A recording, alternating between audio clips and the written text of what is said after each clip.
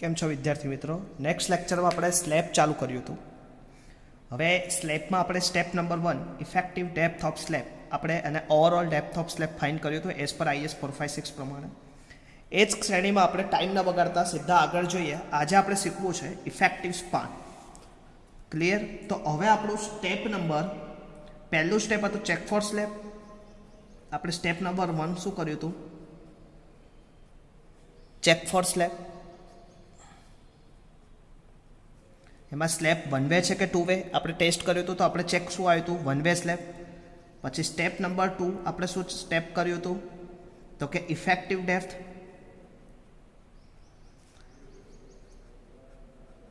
Effective ડેપ્થમાં આપણે effective depth અને overall depth આપણે ફાઇન્ડ કરી હતી. તો અત્યારે હું અહીંયા ટાઈપિંગ કરી દઉં. અહીંયા આપણે શું કન્ક્લુઝન આવ્યું હતું? તો કે આગળના બે સ્ટેપનું કન્ક્લુઝન હું અહીંયા જ લખી લઉં. તો આપણે કયો સ્ટેપ ડિઝાઇન કરીએ છીએ? One way slab. Effective depth કેટલી આવી હતી તમારી? તો કે 150 mm. અને ઓવરઓલ ડેપ્થ કેટલી આવી હતી? તો તમારી ઓવરઓલ ડેપ્થ હતી 175 mm. હવે મિત્રો અહીંયાથી આપણે આગળ જઈએ. આપણું સ્ટેપ નંબર 3 આવશે. સ્ટેપ નંબર 3 આવશે મિત્રો, અને મોસ્ટ ટાઈમપી step effective span.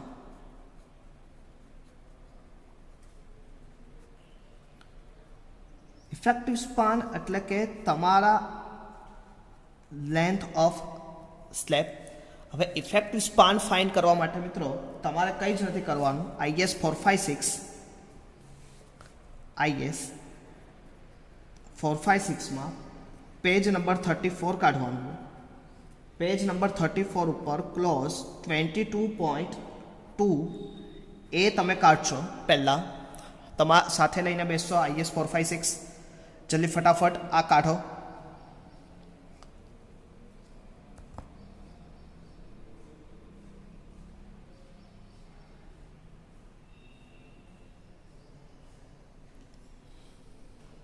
Fast. Okay, ચલો હવે તમારે કદાચ IS 456માં પેજ નંબર 34 ક્લોઝ 22.2 તમે નીકાળ્યો હશે. એમાં ક્લોઝ નંબર એ રીડ કરો. પહેલી 4 લાઈન છોડીને પાછળની 2 લાઈન જો તમે રીડ કરશો, એમાં લખેલું હશે કે effective span is smaller that two value. તો કે effective span LX plus effective depth of slab, summation of effective span plus depth of slab. આ પહેલી કન્ડિશન હશે. અને બીજી કન્ડિશન તમારી લખેલી હશે centre to centre of support. Centre to centre of two support LX. હવે LX એટલે આપણે કયું લીધું હતું મિત્રો? મને કહેશો તો કે shorter edge. Clear that? And D is equal to effective depth. And centre to centre of two support. Centre to centre of two support. હવે આ મારો સ્લેબ હશે, આ બીમ છે. આ સ્લેબ પોર્શન આપણે કન્સિડરેશન કરીએ. ક્લિયર?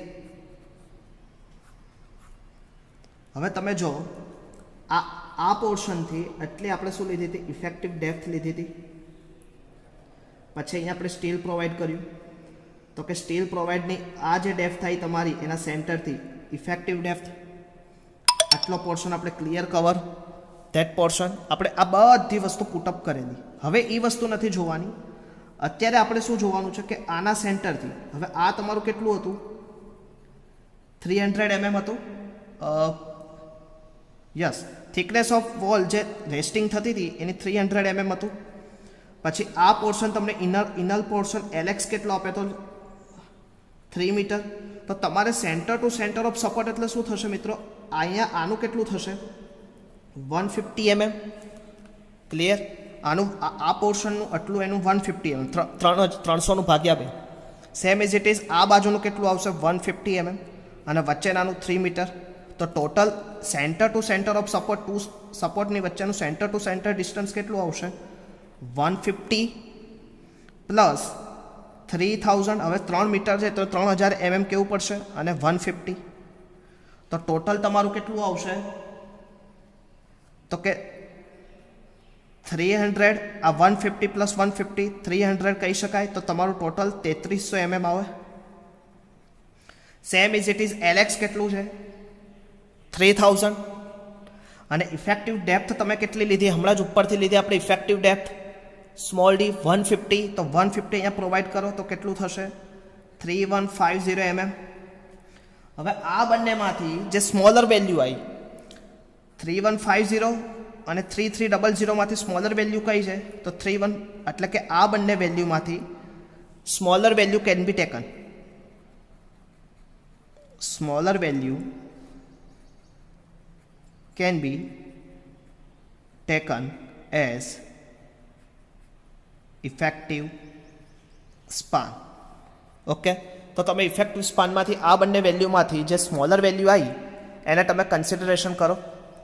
તો સ્મોલર વેલ્યુ તમે કન્સિડરેશન કરી કેટલી થઈ તમારી 3150. તો અહીંયા હવે અહીંયાથી યાદ રાખવાનું તો કે 150 આ બાજુ થશે, 150 mm આ બાજુ થશે. તો હવેથી તમારી ઇફેક્ટિવ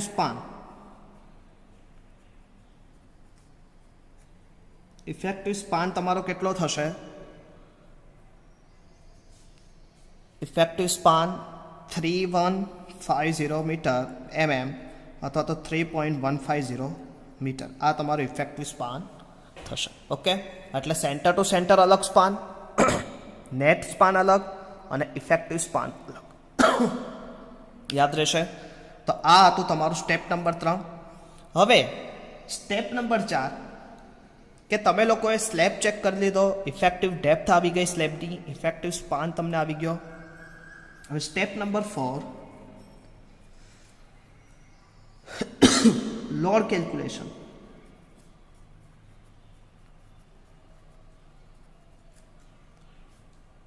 લોડ કેલ્ક્યુલેશન આપણા કેટલા આવશે, તો લોડ કેલ્ક્યુલેશનમાં પહેલું આવશે ડેડ લોડ, બીજું તમારું આવશે લાઈવ લોડ, ત્રીજું આવશે ફ્લોર ફિનિશ કે જે ઓલરેડી તમને આપેલું હશે. ઓકે, હવે આપણે જે ડેટા આપેલો હતો તો હું ડેટા તમને જસ્ટ મિનિટ માટે શો કરાવું. તો કે આ ડેટા હતો આપણો સ્લેબનો. ઓલરેડી તમે પહેલા લેક્ચરમાં મેં તમને આખું કીધેલું હતું. Slab simply supported, wall thickness 300, room size 3/8 metre. અત્યારે આપણે જે 3 મીટર લીધું છે એ સ્મોલર એજ કન્સિડર કરી લીધું છે. મેં તમને હમણાં ડ્રો કરાવ્યું ઇફેક્ટિવ સ્પાન, તો આપણે સ્મોલર એજને કન્સિડર કર્યું છે. એટલે તમારે જીટીયુમાં સ્મોલર એજને જ લેવાનું. Assume of floor finish 0.75 kilonewton per metre square, live load 3 kilonewton per metre square, પણ ડેડ લોડ આપેલો નથી. તો ડેડ લોડ ફાઇન કરવા માટે તમારે ખાસ ધ્યાન રાખવાનું, એઝ પર તમારી બુક પ્રમાણે small b into capital D into density of concrete. Small b એટલે કે હમણાં આપણે પહેલાં જ્યારે ચેપ્ટર સ્ટાર્ટ કર્યું ત્યારે મેં કીધું હતું કે સ્લેબ ડિઝાઇન આપણે પર મીટર માટે કરીએ છીએ, એટલે કે 1 મીટર એની વિડ્થ હશે. ડેપ્થ તમે કેટલી લીધી, તો કે ડેપ્થ તમે કેપિટલ ડી 175 mm હમણાં ઉપર જ આપણે લીધી 175 mm. નેક્સ્ટ લેક્ચરમાં આપણે ડિટેલમાં આ શોધ્યું હતું. તો આની કેટલી આવશે ઇફેક્ટિવ ડેપ્થ તમારી 0.175. હવે કોન્ક્રીટની ડેન્સિટી તમે ઓલરેડી એસ્ટિમેટ કોસ્ટિંગ વેલ્યુએશન ચેપ્ટરમાં અને અત્યારે કન્સ્ટ્રક્શન મેનેજમેન્ટમાં સીપીએમમાં તમે ઓલરેડી ભણો છો. એની ડેન્સિટી કેટલી આવશે 25. કોન્ક્રીટની ડેન્સિટી અલગ અને સિમેન્ટની ડેન્સિટી અલગ. અહીંયા તમારે કઈ ડેન્સિટી લેવાની, કોન્ક્રીટની. આ ત્રણેયનું મલ્ટિપ્લિકેશન કરો. કેલ્સી લાઈન જ બેઠા હશે એવું ધારું છું. કેટલો આન્સર આવશે મને કહેશે કોઈ?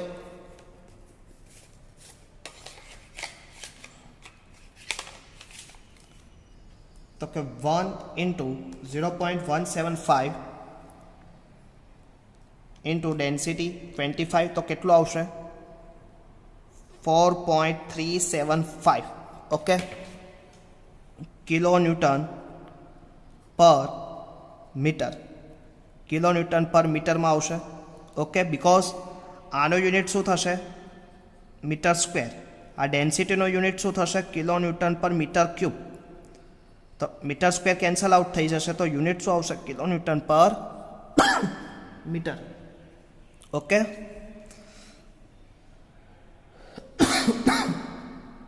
હવે લાઈવ લોડ તમને આપેલો છે, તો લાઈવ લોડ ઓલરેડી તમને ગિવન છે કેટલો 3 કિલોન્યુટન પર મીટર, તો per width 1 metre 3 kilonewton per metre square, તો આન્સર શું આવશે?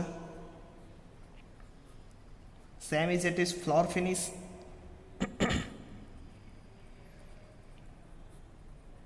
તો આન્સર શું આવશે? 0.75. ટોટલ સમેશન કરીએ તો કેટલું થશે? 375 પ્લસ 3 કેટલું થશે? 8.125 ન્યૂટન પર મીટર. ઓકે, હવે આ જે લોડ આવ્યો ડબલ્યુ એનું તમે ફેક્ટર કરો.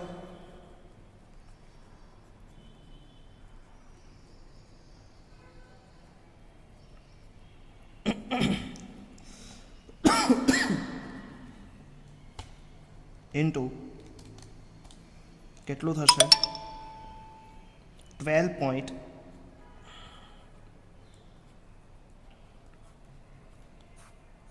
મીટર. ઓકે, તો આ તમને શું મળ્યું? ફેક્ટર લોડ મળી ગયો. લોડ કોમ્બિનેશન આખું સ્ટેપ થઈ ગયું. ડેડ લોડ શોધ્યો, લાઈવ લોડ, ફ્લોર ફિનિશ, એનું ટોટલ સમેશન, કેરેક્ટરિસ્ટિક્સ, એનું તમે ફેક્ટરમાં કન્સિડર. સ્ટેપ નંબર 5 ખબર પડશે તમને આ સ્ટેપમાં, સાથે સાથે લખતા રહેજો.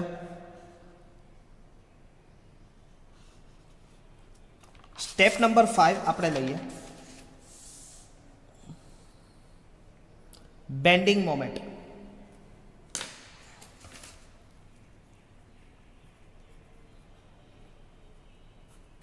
Step number 5 bending moment. હવે બેન્ડિંગ મોમેન્ટ શોધતા પહેલાં તમને થોડુંક સપોર્ટ, હવે કયા સપોર્ટ આપણને કીધો છે? સિમ્પલી સપોર્ટેડ સ્લેબ છે. તમે લોડ કેટલો શોધ્યો એની ઉપર? Dead load, live load plus floor finish. તો કે ફેક્ટર લોડ તમને ડબલ્યુ આવ્યો 12.1875. એનું સ્પાન કેટલું છે? તો કે હવે ઇફેક્ટિવ સ્પાન આપણે કેટલું લીધું? L effective. તો એલ ઇફેક્ટિવ તમે લોકો કેટલું લીધું મિત્રો? 3.150 mm metre.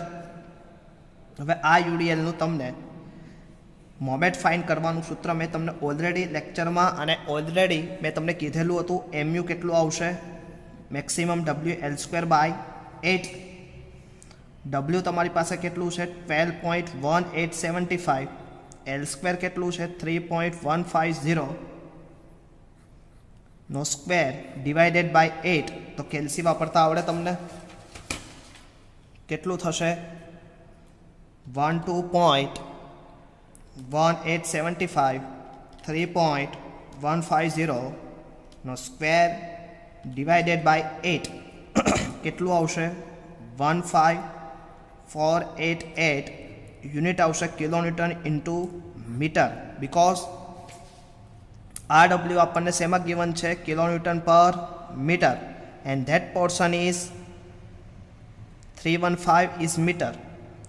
Clear? Meter square, because here square, meter is cancel out, here unit is kilonewton into meter. That's not that. તો આ તમને શું મળે? મોમેન્ટ મળે. મોમેન્ટ મળ્યા પછી તમને બધાને ખબર છે સ્ટેપ 6 તમે શું ફાઇન્ડ કરતા હતા? બે સ્ટીલ મારે ફાઇન્ડ કરવાના આવે. એક મેન સ્ટીલ, સ્ટીલને ગણતરી કરવાની યા સ્ટીલ કેલ્ક્યુલેશન. એક આવે મેન સ્ટીલ અને બીજું તમારું આવે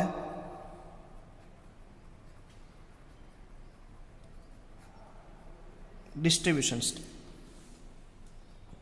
મેન સ્ટીલ, મેન સ્ટીલમાં તમારે સૌથી પહેલાં તો શું ફાઇન્ડ કરવાનું? પીટી ફાઇન્ડ કરવાનું. તો પીટી ઇઝ ઇક્વલ ટુ, આપણે સૂત્ર ઓલરેડી કીધેલું જ હતું, 50 FCK upon F5 1 minus under root 1 minus 4.6 FCK mu upon PD square. Okay, આની પરથી શોધતા આવડે. હવે બધી કિંમતો અહીંયા આપણે પ્રોવાઈડ કરીએ. ઓલરેડી તમારી પાસે ગિવન ડેટા હતો જ આગળના લેક્ચરનો, જોતા જાઓ. 50 FCK કેટલું આવશે? 20 કોન્ક્રીટ ગ્રેડ માટે, F5 415 સ્ટીલ માટે 1 માઇનસ √1 માઇનસ 4.6 FCK 20 MU તમે કેટલું શોધ્યું? હમણાં જ ઉપર શોધ્યું 15488, તો અહીંયા પ્રોવાઈડ કરો. 15488 એ કિલો ન્યૂટનમાં હતું, તો આપણે એને ન્યૂટન ઇન્ટુ એમએમમાં કરીએ. ન્યૂટન ઇન્ટુ એમએમ એટલે 10⁶. વિડ્થ કેટલી આવે? તો કે પર મીટર એટલે 1000 mm. અને ડી સ્ક્વેર તમારું કેટલું હતું? તો કે 1. હવે અહીંયા ડી સ્ક્વેર તમારું ઇફેક્ટિવ ડેપ્થ લેવાનું. ઇફેક્ટિવ ડેપ્થ કેટલી હતી તમારી?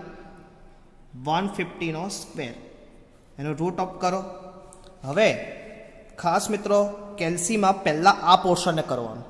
આ પોર્શનને હું અહીંયા જો કરું જ છું, તમને વિઝિબલ થતું હોય તો જો એક વખત. 4.6 10⁶ divided 20 into 1000 into 150 square. Okay, તો એનો જે આન્સર આવે એને ઇક્વલ કરો. ક્લિયર? એને -1માંથી ડિડક્ટ કરો એટલે હવે હું -1 એટલે પાછું મને જો 0.84 આવ્યું. આ પોર્શનનું મારી પાસે કેટલો આવ્યો આન્સર આવે? 0.8416. એનો અંડરરૂટ કરો તો કેટલો આન્સર આવે ટોટલ? 0.9174. એને 1માંથી પાછું ડિડક્ટ કરો એટલે પાછું -1 કરો એટલે ટોટલ આન્સર મને કેટલો આવે? 0.0825. એને આની જોડે મલ્ટીપ્લાય કરો. 0.0 સોરી મારે ભૂલ થઈ હતી. 825 ઇન્ટુ 50 ઇન્ટુ 20 ડિવાઇડેડ બાય 415. કેટલો આન્સર આવે? 0.198 સમથિંગ આવે. તો પીટી તમારું કેટલું આવે? 0.1987% જેટલું થાય. પોઈન્ટમાં કંઈ ચેન્જ થતો હોય તો એની લીધે કોઈ ટેન્શન ના લેતા. તમે તમારી રીતે જે થતું હોય એ જ પ્રમાણે કરજો. પીટી મળી જાય. હવે પીટી ઉપરથી આપણે શું ફાઇન્ડ કરતા હતા મિત્રો? એએસટી પીટી અપોન 100 બી ઇન્ટુ ડી વિઝિબલ. પીટી કેટલું આવ્યું? 1987 અપોન 100. વિડ્થ કેટલી હતી? તો કે 1000 પર મીટર માટે આપણે કન્સિડર કરીએ. ડી કેટલું હતું? 150. તો હવે તમે આનું કેલ્ક્યુલેટ કરો તો કેલ્ક્યુલેટ કેવી રીતે આવશે? સૌથી પહેલાં તો આ ડબલ ફિગરને ઉડાડી દો. તો 0.1987 ઇન્ટુ 10 ઇન્ટુ 150 તો 298.05 mm². હવે અત્યાર સુધી તમે લોકો શું કરતા હતા? એના નંબર ઓફ બાર ફાઇન્ડ કરતા હતા. હવે નંબર ઓફ બારને ફાઇન્ડ કરવાના, નંબર ઓફ સ્પેસિંગ ફાઇન્ડ કરવાની. સ્પેસિંગ માટેનું ઇક્વેશન ખાસ ધ્યાન રાખજો, ખૂબ જ અગત્યનું ઇક્વેશન છે સ્પેસિંગ માટે. સ્પેસિંગ માટેનું ઇક્વેશન છે capital AST small AST upon capital AST into 1000.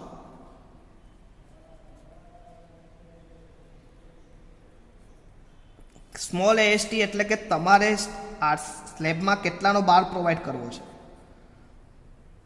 Slab provided બાર. ઓકે. સ્મોલ એએસટી એટલે મિત્રો તમારો એકચ્યુઅલી ક્રોસ સેક્શનલ એરિયા કેટલો આવ્યો? એરિયા ટુ બી ટેકન કે તમે લીધેલો છે અને 1000. તો હવે મારે અહીંયા 8નો ડાયામીટર પ્રોવાઈડ કરવો હોય તો 8 mm diameter bar is provided. તો મને એ સ્મોલ એએસટી કેટલું થશે? π/4 ઇન્ટુ 8નો સ્ક્વેર. કેટલો આન્સર આવે? 0.78 સમથિંગ આવશે. આપણે તો બી ચેક કરી લઈએ. π/4 ઇન્ટુ 8 સ્ક્વેર 50.26 આવ્યું. ઓકે. હવે આ 50.26 ને હું અહીંયા પુટઅપ કરું. એએસટી તમારું કેટલું આવ્યું 298.05 મલ્ટીપ્લાય બાય 1000 તો કેટલું થાય મને કહો 26 ડિવાઇડેડ બાય 298.05 મલ્ટીપ્લાય બાય 1000 તો ટોટલ આન્સર કેટલો થશે 168.62 mm. ક્લિયર. હવે મારે સર આ લેવું નથી 162.62 મારે કન્સિડરેશન નથી કરવું, મારે તો સાહેબ 170 લેવું છે.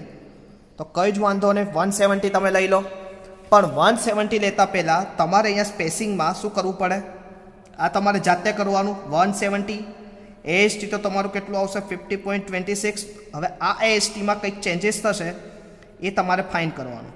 તો એએસટીને કરતા બનાવો, આને નીચે લઈ લો તો તમને શું મળશે, કેપિટલ એએસટી 9 મળશે. હવે તમારું સ્પેસિંગ 170 મળી ગયું, ડાયામીટર ઓફ બાર તમે 8 mm નો પ્રોવાઈડ કર્યો, તો તમારો ફાઇનલ આન્સર જો આવી રીતે મળશે. ફાઇનલ આન્સર કેવી રીતે લખવાનો તો આપણે સમજી લઈએ એક વખત.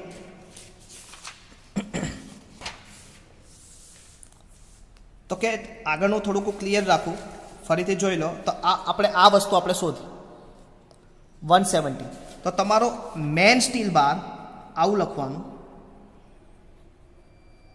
મેન સ્ટીલ તમે કેટલું mm પ્રોવાઈડ કર્યું 170 mm સેન્ટર ટુ સેન્ટર.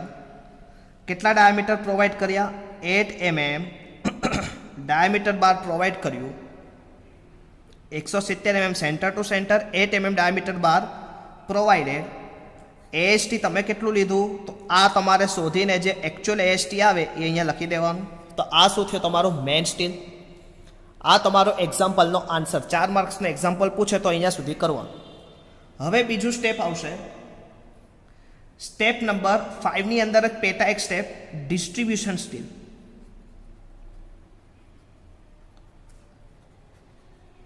હવે ડિસ્ટ્રીબ્યુશન સ્ટીલમાં આપણે બે સ્ટીલ, એક તો આપણે અત્યારે માર્કેટમાં બે સ્ટીલ આવે, એક તો આવે માઇલ્ડ સ્ટીલ બાર અને બીજું high deform strand deform HYSD બાર.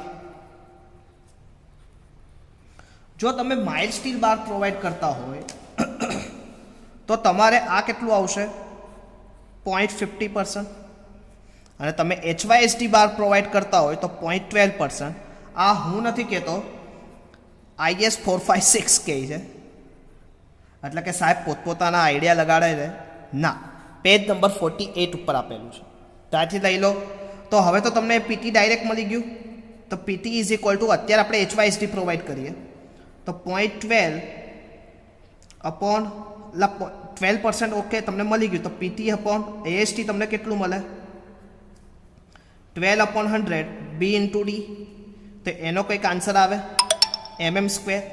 એની ઉપરથી તમે લોકો કોઈ અહીંયા બી તમે 8 mm નો પ્રોવાઈડ કરી દો તો સ્મોલ AST મળી જાય, અને એની ઉપરથી તમને સ્પેસિંગ મળે. ક્લિયર. તો આટલી વસ્તુ તમારે જાતે મને કરીને દેવાની છે. ક્લિયર. તો આ સાથે આપણે જે સ્લેબનું એનાલિસિસ પાર્ટ સેક્શન હતું, ડિઝાઇન ઓફ રેન્ફોર્સમેન્ટ સેક્શન, એ આપણે પૂરું કર્યું. તો ખાસ મિત્રો નેક્સ્ટ ટાઈમ જ્યારે આવો ત્યારે આનું તમે લોકો જાતે એક એક્ઝામ્પલ ટ્રાય કરીને આવજો. હું તમને એક ડેટા આપું છું એક્ઝામ્પલનો. તમારે લોકોએ એક સ્લેબ લેવાનો, એ સ્લેબની વિડ્થ એ સ્લેબમાં તમને 3.5 મીટર આપેલું છે, અને આ લેન્થ તમને આપેલી છે 8.5 મીટર. તમારે લોકોએ આની ડિઝાઇન સેમ ડેટા લેવાનો, ખાલી વિડ્થ ચેન્જ કરી અને થિકનેસ ઓફ વોલ, આજુબાજુની રેસ્ટિંગ થિકનેસની વોલની થિકનેસ તમને 300 mm આપેલી છે. બાકીના બધા સ્ટેપ સેમ, લોડ બધા સેમ. તમારે મને આ રીતે મેડ સ્ટીલ અને ડિસ્ટ્રીબ્યુશન સ્ટીલ કરીને આપવાનું છે. ક્લિયર. તો નેક્સ્ટ ટાઈમ હું તમને આનો ડ્રો કેવી રીતે કરવું, એનું એનાલિસિસ ડ્રો કેવી રીતે બતાવવું એ હું તમને શીખવાડીશ. તો નેક્સ્ટ ટાઈમ આપણે ફરીથી મળશું. ત્યાં સુધી મિત્રો જય સ્વામિનારાયણ.